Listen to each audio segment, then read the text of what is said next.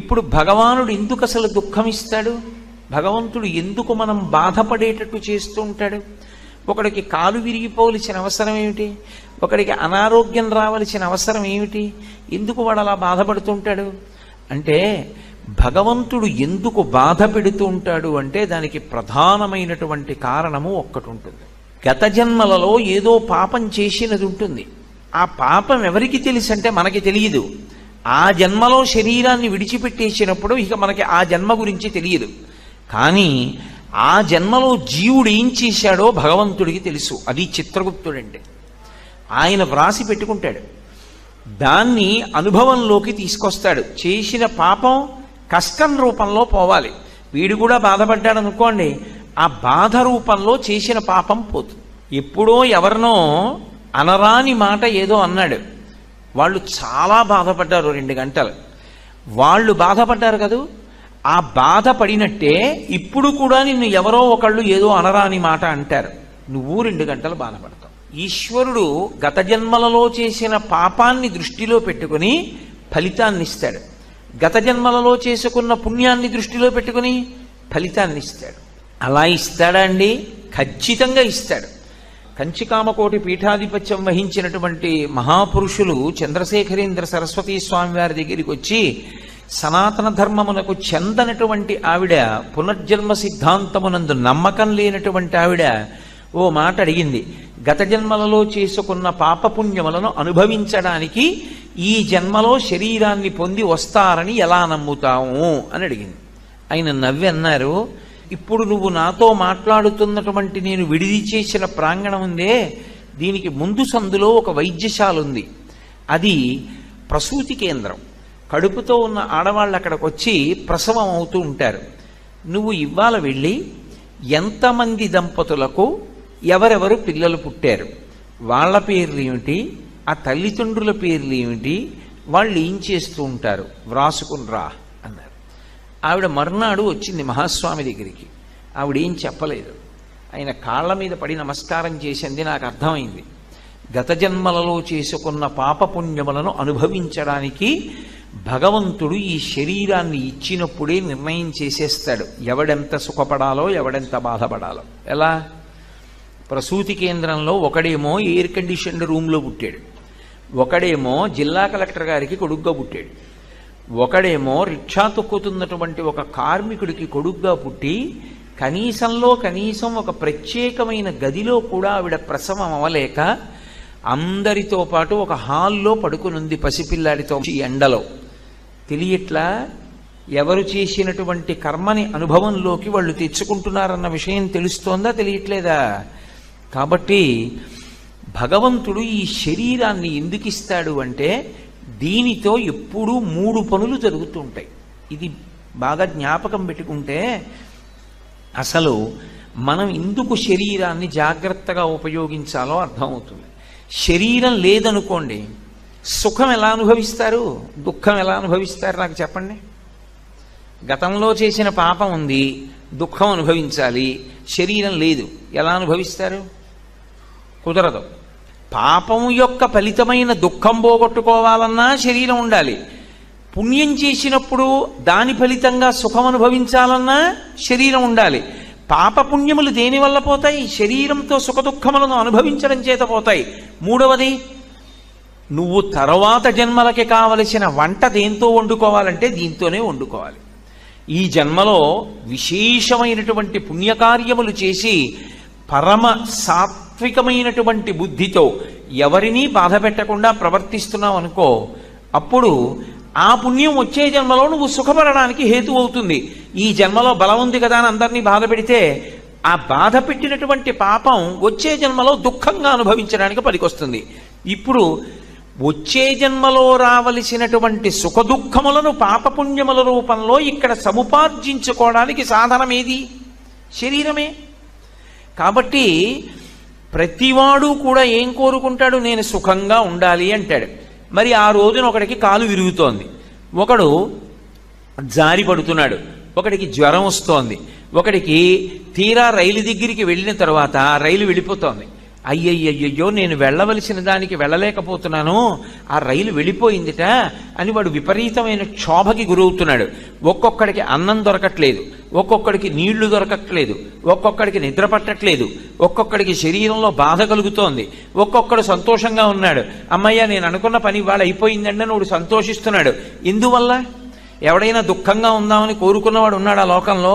మరి లేకపోయినా దుఃఖం ఎందుకు వస్తోంది అంటే ఈశ్వరుడు ఒకడు ఉన్నాడు, వాడు నొక్కుతున్నాడు ఒక పక్క నుంచి. ఎలా? గత జన్మలలో చేసిన పాపపుణ్యములను లెక్కలో పెట్టుకుని ఇప్పుడు సుఖం ఇవ్వాలా దుఃఖం ఇవ్వాలా వాడు లెక్క పెట్టుకుంటున్నాడు. మనకి తెలియదు.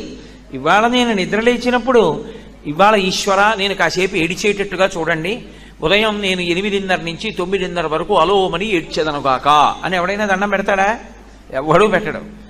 ఈశ్వరాన్ని సంతోషంగా ఉండేటట్టు చూడండి అని చెప్తాడు. అయినా ఏడుస్తున్నాడు ఏదో సమయంలో. ఎందుకు ఏడుస్తున్నాడు?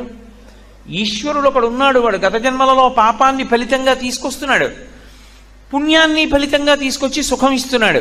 పోనీ కాలమును దాటగలమా మనం? అది ఈశ్వరుడు ఏదో ఉదయం 8 గంటలకి ఇచ్చాడు అనుకోండి, అయ్యయ్యో ఇప్పుడు 8 గంటలకి నేను ఈ కష్టం అనుభవించాలంటే చాలా కష్టం అండి, నాకు చాలా ముఖ్యమైన పని ఉంది, అనుభవిస్తాను, నేను కాదంటలేదు. కానీ 8 నుంచి 8:30 వరకు అనుభవించవలసినటువంటి దుఃఖాన్ని సాయంకాలం 4 నుంచి 4:30 వరకు ఇవ్వండి అని అడిగామనుకోండి, కాలం ఒప్పుకుంటుందా? ఒప్పుకోదు. కాలమునందు మాత్రమే అనుభవించాలి. ఏ సమయంలో వస్తుంది ఆ దుఃఖం, ఏ సమయంలో వస్తుంది సుఖం నువ్వు చెప్పలేవు. ఒక పక్క నుంచి కాలం నొక్కుతుంది, ఒక పక్క నుంచి భగవంతుడు నొక్కుతాడు. ఈ రెండిటికి మధ్య ఎందుకు నొక్కుడు పడుతున్నావు? గత జన్మలలో చేసిన పాపపుణ్యాలు పోనేవో మనకి తెలుసా? ఏమండి నేను గత జన్మలో పాపం చేశాను, ఆ పాపం ఇవాళ బహుశా అనుభవంలోకి వచ్చే అవకాశం ఉంటుందంటే నీకేమైనా తెలుసా? అది తెలియదు. మరి ఇప్పుడు ఏం చెయ్యాలని అడిగారు. అందుకే ప్రార్థనతో ప్రారంభం అవ్వాలి. ఏ కార్యక్రమమైనా ప్రార్థనతో ప్రారంభం అవుతుంది. ప్రార్థన ఈ మాట ఎందుకు వచ్చిందో తెలుసా? మీరు ఏది మొదలు పెట్టండి, ప్రార్థన చేశారా అంటారు. నేను ఇప్పుడు ఉపన్యాసం మొదలుపెట్టాను, ఉపన్యాసం మొదలుపెట్టే ముందు నేనేం చేశాను? ప్రార్థన చేసి మొదలుపెట్టాను. ప్రార్థన అంటే ఈశ్వర ఏమో గత జన్మలలో నేను పాపము చేసి ఉండవచ్చు, పుణ్యము చేసి ఉండవచ్చు, కానీ నేను చేసినటువంటి పాపం ఏదో ఉండి ఉంటుంది. ఏమీ లేకపోతే మనుష్య శరీరం ఎందుకు వస్తుంది? పాపపుణ్యాలు 2 ఉంటేనే మనుష్య శరీరం ఇస్తారు. కానీ నాకు మీరు ఒక్క ఉపకారం చేసి పెట్టండి. ఒకటి, నేను చేసినటువంటి పాపానికి నాకు ఫలితాన్ని ఇచ్చేటప్పుడు పరమదారుణమైనటువంటి ఫలితాన్ని నాకు ఇవ్వవద్దు. నేను ఏదో పెద్ద పాపమే చేసి ఉండవచ్చు, ఆ పెద్ద పాపానికి తగినంత ఫలితాన్ని మాత్రం నాకు ఇవ్వకండి. అంత పెద్ద అశుభవార్త నేను వినేటట్టుగా చేయకండి. దానివల్ల నేను తల్లడిల్లిపోయేటట్టుగా నన్ను మార్చకండి.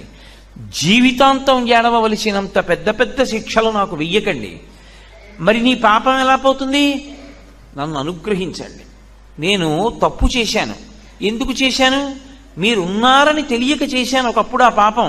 ఇప్పుడు తెలుసుకున్నాను మీరున్నారని, కాబట్టి నేను చెయ్యను. ఇప్పుడు నేను ప్రయత్నపూర్వకంగా ఏ తప్పు చెయ్యట్లేదు, కానీ అప్పుడు చేశాను. ఈశ్వర మీరు నన్ను మన్నించి ఆ పాపము యొక్క ఫలితాన్ని ఇచ్చేటప్పుడు బహు తక్కువ చేసి ఇవ్వండి, నేను భరించగలిగేలా ఇవ్వండి తప్ప నేను భరించలేనంత దుఃఖాన్ని నాకు ఇవ్వకండి. ఇది నోటితో అడగక్కర్లేదు, ఈశ్వరుణ్ణి ప్రార్థన చేస్తాడు. వాడొకడు ఉన్నాడన్న నమ్మకం కలిగింది. వాడు ఉన్నాడన్న నమ్మకం ఎలా కలుగుతుంది? వాడి కంటి ముందు కనపడుతున్నాడా? కాదు, జరుగుతున్న సంఘటనల చేత నిరూపించుకుంటాడు. ఆయన్ని ప్రార్థన చేస్తే ఆయన తప్పిస్తాడు, ఆయన కాపాడతాడు, ఆయన రక్షకుడు. అందుకే తప్పకుండా భగవంతుణ్ణి ప్రార్థన చెయ్యాలి. మనకి ప్రార్థన చెయ్యడం ఎలా చెయ్యాలో కూడా చేత కాదు అంటే మన పనుపున మన కోసమని శంకరాచార్యుల వారు ప్రార్థన చేశారు. ప్రార్థన చేసి లోకానికంతటికీ కూడా చదువుకోవలసినటువంటి అద్భుతమైనటువంటి స్తోత్రాన్ని ఇచ్చారు. చాలా తేలిక మాటలతో ఉంటుంది. షట్పదీ స్తోత్రమని, అది నాకు నోటికి రాదండి, నేను ఎప్పుడూ చదవలేదండి అంటే అంతకన్నా దారుణమైన విషయము లోకంలో ఇంకొకటి లేదు. షట్పదీ స్తోత్రం వచ్చి ఉండాలి. ఒకవేళ రాకపోతే కనీసంలో కనీసం షట్పదీ స్తోత్రం తప్పకుండా ఇంట్లో ఉండాలి. ఇంట్లో ఉండి ప్రతిరోజు చదువుకోవాలి. చాలా తేలికగా ఉంటుంది షట్పదీ స్తోత్రం. అవినయమపనయ విష్ణోహో అని ప్రారంభం అవుతుంది. అది రోజు భగవంతుడి దగ్గర చెప్పాలి. భగవంతుడి దగ్గర చేరేటటువంటి 4 రకములైనటువంటి భక్తులు కూడా ఆర్తో జిజ్ఞాసురర్థార్థి జ్ఞానీచ భరతర్షభ, నలుగురు ప్రార్థన చేయవలసినదే. ప్రార్థన చెయ్యకపోవడం అన్నది లోకమునందు ఉండదు. కాబట్టి చక్కగా మన కోసం ఎవరో ప్రార్థన చేయడం కాదు, మన కోసం మనం ప్రార్థన చేసుకోవడం నేర్చుకోవాలి. ఎందుకలా? నీకు ఆకలిస్తే నువ్వు తిను. నువ్వు ఎందుకు ప్రార్థన చెయ్యవు? చక్కగా నువ్వు ప్రార్థన చేసుకో భగవంతుణ్ణి. ఎప్పుడో ఏడాదికో 2 ఏళ్లకో ఎవరో వచ్చి నీకోసం ప్రార్థన చేయడం ఏమిటి? నువ్వే రోజు చేసుకో, నువ్వే ప్రతి గంట చేసుకో, క్షేమంగా ఉంటావు. ధనము తనంత తానుగా చెడ్డది ఎప్పుడూ కాదు. డబ్బుండడం ఎప్పుడూ చెడ్డ కాదు. కానీ ధనముని ఎలా సంపాదిస్తున్నామన్నది మాత్రం చాలా ముఖ్యం. డబ్బు సంపాదించవద్దన్నది లోకంలో ఏ శాస్త్రము చెప్పలా. డబ్బు సంపాదించవద్దు అని చెప్పలేదు సరికదా. డబ్బు సంపాదించకపోతే పాడైపోతావు, డబ్బు సంపాదించాలని చెప్పారు. కానీ మీరు ఇక్కడ ఒక్క విషయాన్ని జ్ఞాపకం పెట్టుకోండి. డబ్బు సంపాదించడం అనేది ఎంత ముఖ్యమో, సంపాదించిన డబ్బు వలన అహంకారం పెరగకుండా ఉండడం కూడా అంతే ముఖ్యం. ఎందుకో తెలుసా? తొందరగా మనిషికి అహంకారాన్ని కల్పించగలిగినది ఏది అంటే డబ్బే. రామకృష్ణ పరమహంస ఒక ఉదాహరణ చెప్తుండేవారు. ఒక మహారాజు గారు భద్రగజం ఎక్కి వెళ్ళిపోతున్నాడు. ఆ కింద ఓ పెద్ద కన్నం ఉంది. ఆ కన్నంలో కప్ప ఒకటి ఉంది. ఆ కప్ప పైకొచ్చి, కప్ప కాలెంతంటే ఎంత ఉంటుందండి? ఎంత పెద్ద కప్ప అయితే మాత్రం ఇంత ఉంటుంది. ఇంత పెద్ద కప్ప అయితే దాని కాలు ఇంత ఉంటుంది. అది ఏం చేసిందంటే, రాజుగారు ఏనుగెక్కి వస్తున్నాడు. ఎదురైన చౌతన మదకరీంద్రము డిగ్గికేలు తనసగి ఎక్కించుకొని అంటాడు అలసాని పెద్దనగారు. అలా ఏనుగు మీద వస్తున్నాడు. ఈ కప్ప కన్నంలోంచి బయటికి వచ్చి కాలెత్తింది. ఏయ్ ఏనుగా, పక్కకి పో, ఇక్కడ నేనున్నానని తెలీదా? ఇలా వస్తున్నావు? నేనున్న ఇల్లు ఒళ్ళు దగ్గర పెట్టుకోండి. రామకృష్ణ పరమహంస శిష్యుడితో నించుని ఉన్నారు. శిష్యుడు తెల్లబోయి పరమహంసని అడిగాడు, ఇదేమిటంటే ఏనుగు మీద కప్ప కాలెత్తుతోంది, ఇంత ధైర్యం ఇంత గర్వం కప్పకి ఎందుకు వచ్చాయన్నారు. అంటే పరమహంస అన్నారు, ఇవాళ మధ్యాహ్నం ఇటుగా జేబుకి చిల్లున్న లాల్చీ వేసుకున్న వ్యక్తి వెళ్ళాడు. పావలాకాసు చిన్నది కదూ, ఆ కన్నంలోంచి జారి కింద పడి దొల్లి కప్ప ఉన్న కన్నంలోకి వెళ్ళింది. కప్ప దగ్గర పావలా ఉంది ఇప్పుడు, అందుకని ఏనుగు మీద కాలెత్తింది. మాకురుధన జన యవ్వన గర్వం హరతి నిమేషత్ కాలసర్వం మాయామయమిదమఖిలం హిత్వా బ్రహ్మపదం తం ప్రవిశ విదిత్వా అంటారు శంకర భగవత్పాదులు. డబ్బేం చేసింది? డబ్బా నిన్ను పాడు చేసింది. ఎంత ఐశ్వర్యమున్నా పరమ వినయ విధేయతలతో ప్రవర్తించినటువంటి గొప్ప గొప్ప చక్రవర్తులు లోకంలో లేరు. వాళ్ళకేమైనా దోషం వచ్చిందా? ధర్మరాజు గారు ఎంత ధార్మికంగా ఎంత వినయంగా ప్రవర్తించాడు. భీష్మాచార్యుల వారు ఎంత వినయంతో ప్రవర్తిస్తాడు. నలచక్రవర్తి ఎంత వినయంతో ప్రవర్తించాడు. ఈ భూమండలాన్ని అంతటినీ ఏలినటువంటి చక్రవర్తులు ఎంత వినయంతో ప్రవర్తించారు.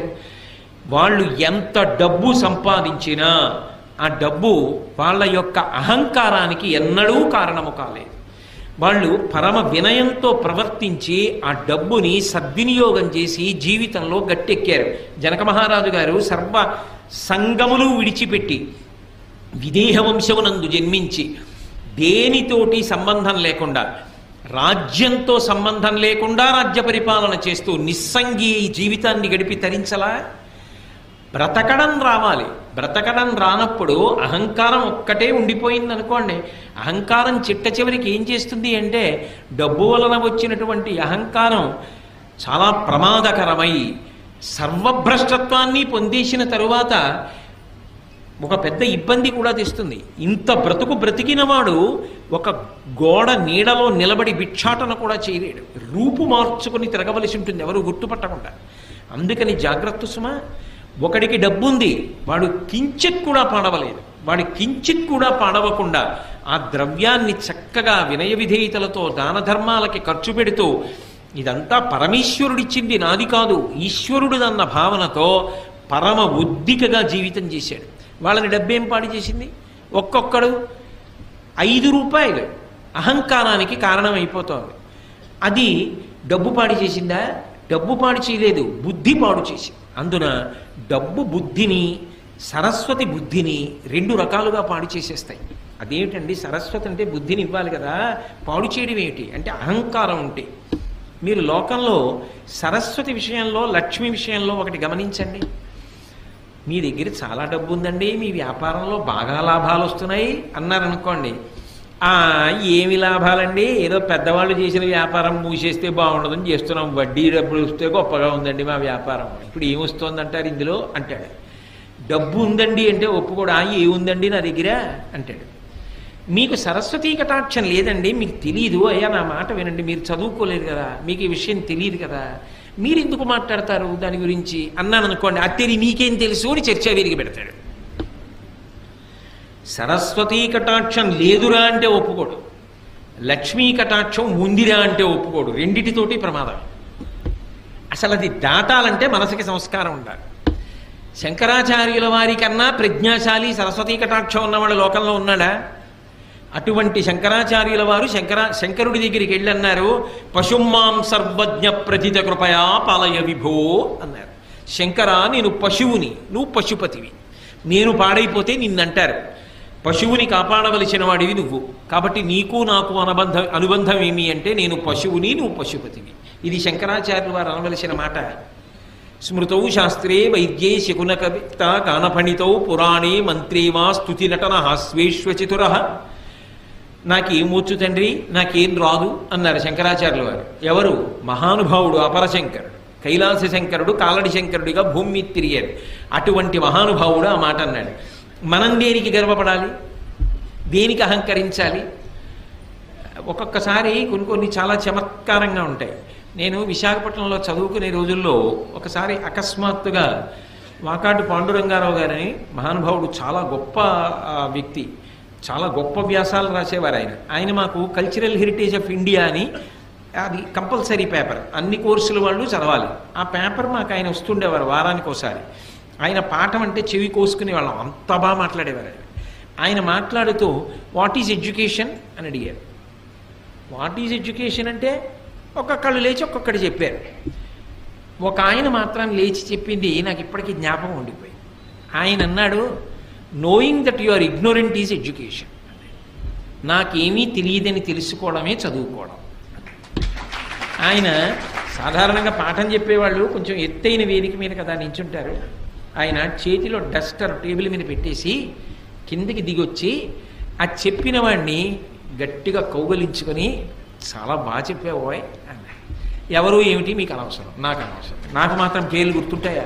ఎంతకని గుర్తుంటాయి, ఎప్పుడో చదువుకున్న చదువు. కాబట్టి నాకేమీ తెలియదని తెలుసుకోవడం చదువు. ఎందుకనంటే మీరు ఒకటి ఆలోచించండి, చాలా తెలుసు అన్నాడు అనుకోండి, ఆయన్నో గ్రంథాలయంలోకి తీసుకెళ్ళి నించోపెట్టి ఇందులో మీరు చదివినవక్కర్లేదు, ఇందులో ఉన్న పుస్తకాలు ఏవి చెప్పగలరా? అయితే ఎవరైనా చెప్పగలరా? ఒక గ్రంథాలయంలో ఎన్ని పుస్తకాలు ఉన్నాయో అవి ఏవేం పుస్తకాలో కూడా తెలియదు.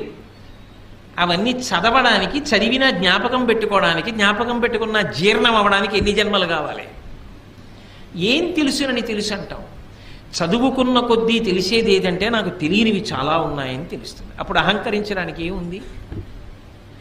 మిడిమిడి జ్ఞానం అంటారు. నా బోటిగాడు ఉంటాడే, ఏదో ఓ పద్యం ఓ శ్లోకం నేర్చుకుని నా అంత గొప్పవాడు ఎవడని గర్వపడుతూ ఉంటాడు. అది నిజమైన సరస్వతీ కటాక్షం కాదు. నిజమైన సరస్వతీ కటాక్షం ఉన్నవాడు నాకేం తెలుసండి, నాకేమొచ్చండి, మహాతల్లి పరదేవత ఆవిడ పలికించిందంతే, నేను చేసింది, నేను నేర్చుకున్నది, నేను సాధించినది ఏమీ లేదంటాడు. అది వినయం. అందుకే సరస్వతీ కటాక్షము ఉండడం కాదు, సరస్వతీ కటాక్షము నీ వినయమును పెంచుతున్నదా. నాకేం తెలుసండి అన్ననాడు నువ్వు వినయంగా ఉంటావు, నాకేం తెలియదండి అన్ననాడు అయ్య బాబోయ్ నేను పట్టుకోగలరా ఎవరైనా? అప్పుడు ఆయన పని ఏమిటంటే 24 గంటలు అవతల వాళ్ళు తప్పులు వెతుకుతూ ఉండడం. అలా వెతకడం ఒక అహంకారానికి కారణమై పతనమైపోవడానికి కారణం అవుతుందా అవదా? అది నాకేం తెలుసండి అని ఊరుకోవాలి అంటే అది నిజమైన సరస్వతీ కటాక్షం. అందుకే ఒకటి బాగా అభ్యాసం చేస్తే తప్ప రాదు, పుట్టుకతో వచ్చేది కాదు, అది వంశంలాగా. అది కష్టపడి చదవాలి.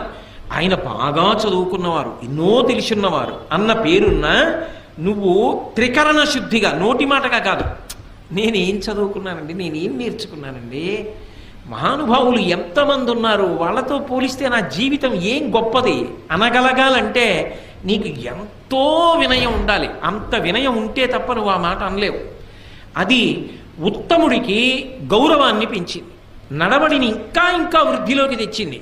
అదే సరిగ్గా వాడుకోవడం రాకపోతే అదే సరస్వతీ కటాక్షం అహంకారానికి పనికొచ్చి సర్వనాశనం అవడానికి పనికొచ్చి. చదువుకోవడం కాదు, చదువు కన్నా సంస్కారము గొప్పది. ఆ సంస్కారము మనసులో బాగా ఏర్పడే ప్రయత్నం చేసుకో. అందుకే పూర్వం చదువుతో పాటుగా సంస్కారం నేర్పేవారు, నీతిశాస్త్రం నేర్పేవారు, నీతిశాస్త్రంలో 4 శ్లోకాలు నేర్పేవారు, చక్కగా 4 మంచి మాటలు చెప్పేవారు. వారానికి ఒక్కసారైనా నీతి అని ఒక ప్రత్యేకంగా ఒక తరగతి ఉండేది, అందులో మంచి మాటలు చెప్పేవారు. దాంతో శీల వైభవాన్ని ఊంచుకునేవాడు. లేకపోతే ఏమైపోతుంది, ఈ చదువే రేపొద్దున్న నీ అధికార స్థానాన్ని నిర్ణయించేస్తుంది.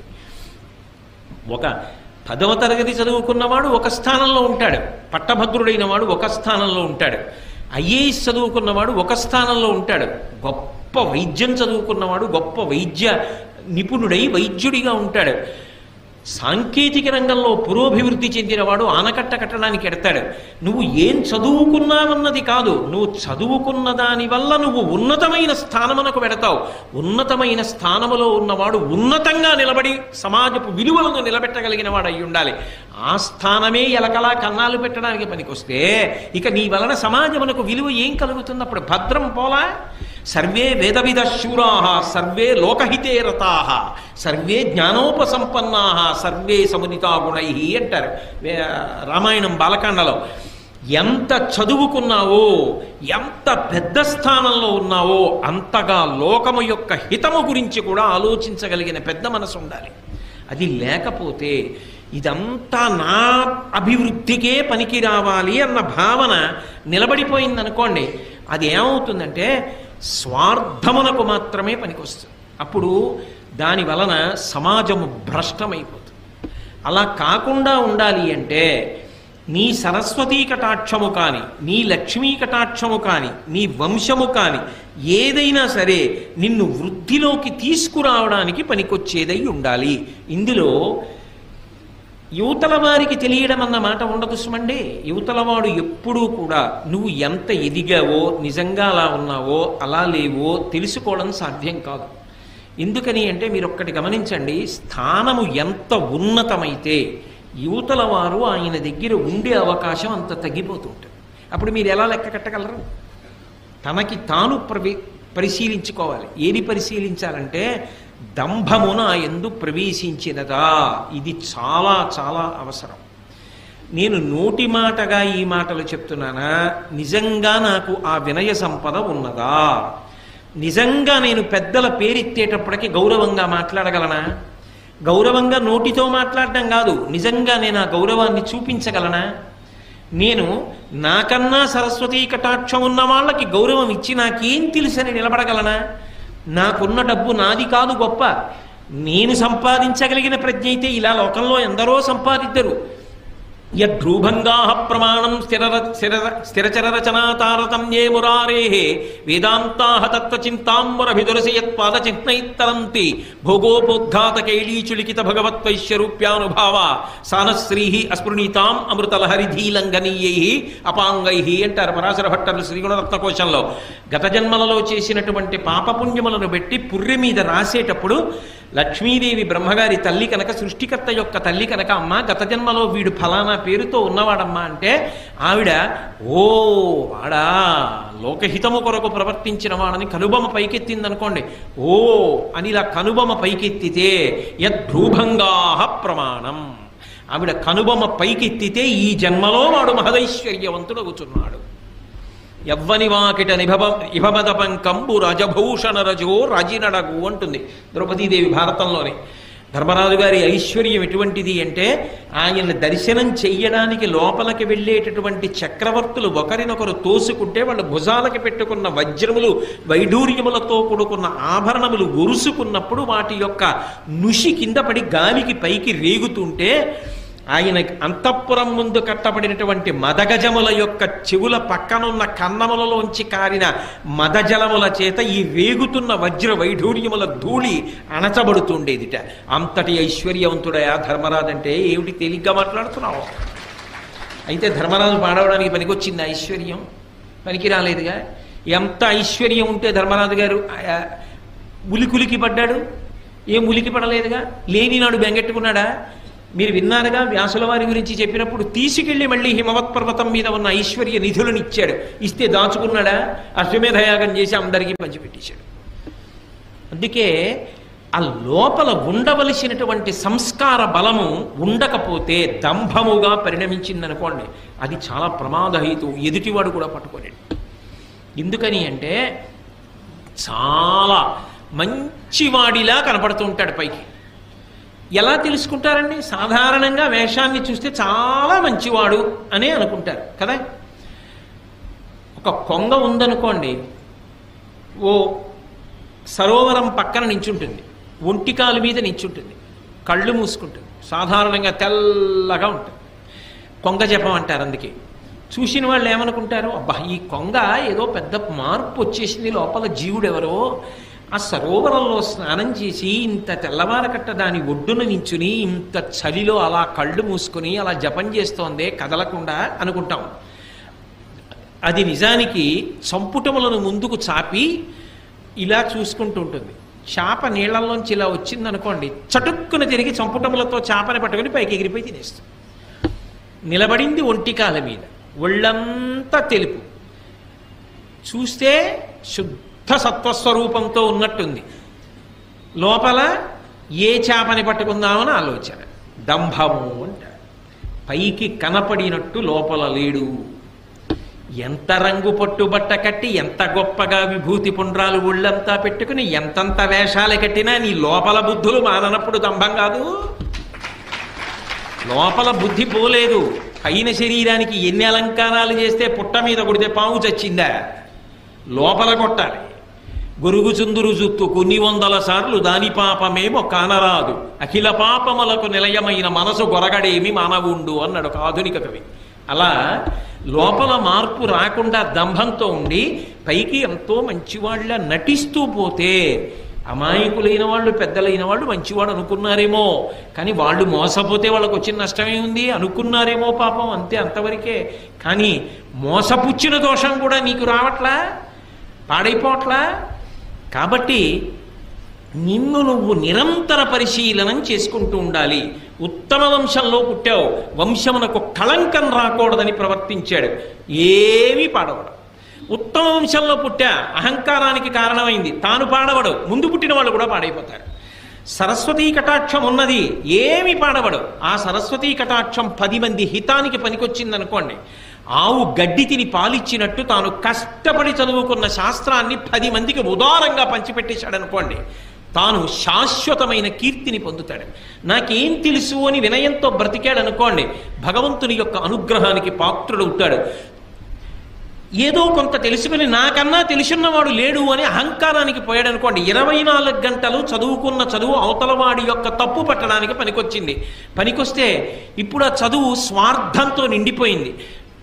ఏదో ఒకటి ప్రతిఫలం లేకపోతే ఆయన చదువుకున్న చదువు వల్ల సమాజానికి ఉపయోగం ఉండదు. అప్పుడు ఏమవుతుంది, చాలా గొప్ప పడగ నాగుపాముది, దాని మీద మణి ఉంది. నాగుపాం పడగ మీద ఉన్న మణి ఎవరికైనా ఉపయోగపడుతుందా? వెళ్ళి తీసుకోగలరా? ఆయన ఎంత చదువు ఉంటే మాత్రం ఎవరికి ఉపయోగపడుతుంది? అవతల వాళ్ళలో తప్పులు ఎంచడానికి పనికొస్తుంది, ఇంకొకరిని చిన్నబుచ్చడానికి పనికొస్తుంది. అలా ఉండకూడదు కదా. చదువు అవతల వారు ఎంత చిన్నవాడైనా గౌరవించడానికి పనికి రావాలి. చాలా బాగా చెప్పావోయ్, చాలా బాగా మాట్లాడేవోయ్ అని పిల్లల్ని కూడా ప్రోత్సహించగలగాలి. శ్రీభాష్యం అప్పలాచార్య స్వామి వారు ఎవరైనా రామకథ చెప్తుంటే చెప్పబోయ్, రామాయణం ఎంతకాలం బ్రతికుంటుందో అంతకాలం మనుష్యత్వం బ్రతికుంటుంది నాయన అనేవారు. అంతేగాని నీకేం తెలుసు రామాయణం, నువ్వేం చెప్తావు రామాయణం అనలేదే. అందుకు మహానుభావుడు ఇప్పటికీ కూడా స్మరింపబడుతున్నారు. ఆయన సరస్వతీ కటాక్షం నీకు వినయమిచ్చిన నాడు ఏమి నిన్ను పాడు చేయదు, ఇంకా వృద్ధిలోకి వస్తావు. అహంకారం ఇచ్చిన నాడు పతనమైపోతావు. లక్ష్మీ కటాక్షము నీకు జన్మతః ఉండని, మధ్యలో కలిసి రాని, న్యాయార్జితంగా నీకు కలిసి వచ్చింది, అది నిన్నేం పాడు చేయదు.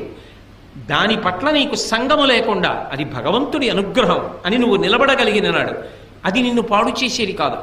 ఇదంతా నాదే అని అహంకారం అనకపోతే నువ్వు భ్రష్టమైపోతావు. ఆ డబ్బు నీ దగ్గర ఉన్నందుకు సమాజము భ్రష్టమైపోతుంది. కాబట్టి ఈ మూడు ఉండడం తప్పు కాదు. పరిణతి లేని వాడి దగ్గర ఉండడం వల్ల వాడు పాడై మిగిలిన వాళ్ళని పాడు చేస్తాడు. అథవా మీరిటి తిప్పి ఆలోచించండి, ధృతరాష్ట్రుడైతే ఎలా అర్థం చేసుకోవాలి? అప్పుడు ఇవి ధర్మరాజు గారి దగ్గర ఉంటే ఏం చేశాయి? ఏం చేయలే. దుర్యోధనుడి దగ్గర ఉంటే ఏం చేస్తున్నాయి? సర్వనాశనం చేస్తున్నాయా? ఆ వంశంలో పుట్టబట్టి కదూ నేను యువరాజుని, నాకే రాజ్యం కావాలి, ధర్మరాజుకు ఉండకూడదు అని విపరీత బుద్ధులు పుట్టాయి.